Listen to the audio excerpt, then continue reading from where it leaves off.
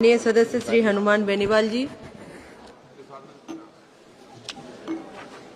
सभापति महोदय, बहुत ही गंभीर मामला है। मंत्री जी का ध्यान, विदेश मंत्री जी नहीं सर, विदेश मंत्री जी का ध्यान अत्यंत गंभीर मानवीय और संवेदनशील विषय की ओर आकृष्ट करना चाहता हूं।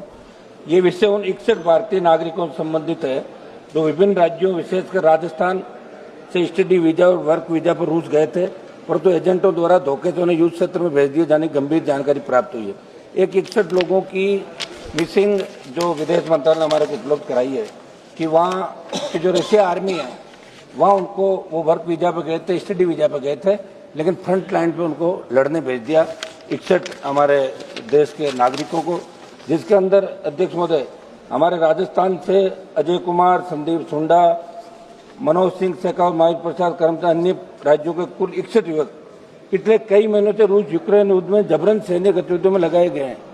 3 से 4 महीनों से उनका अपने परिवार से कोई संपर्क नहीं हुआ। परिजनों की स्थिति अत्यंत नाजुक है। कई माता पिता अस्पताल में, मानसिक तनाव और भय की स्थिति चरम पर है। सभापति महोदय, मंत्री जी से हमने कई बार आग्रह किया।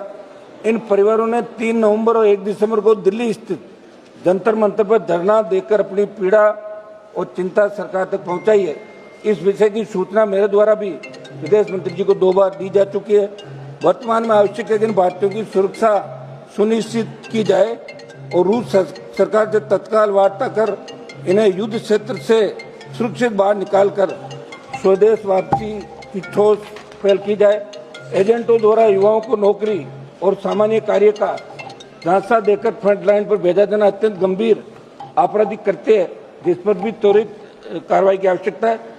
अतः आपके माध्यम से विदेश मंत्री जी निवेदन है, इस मुद्दे को उच्चतम राजनीतिक स्तर पर तत्काल उठाया जाए, विशेष तंत्र सक्रिय किया जाए। इन 61 भारतीय नागरिकों की शीघ्र सुरक्षित एवं सम्मानजनक वापसी हेतु आपात प्रयास किए जाए।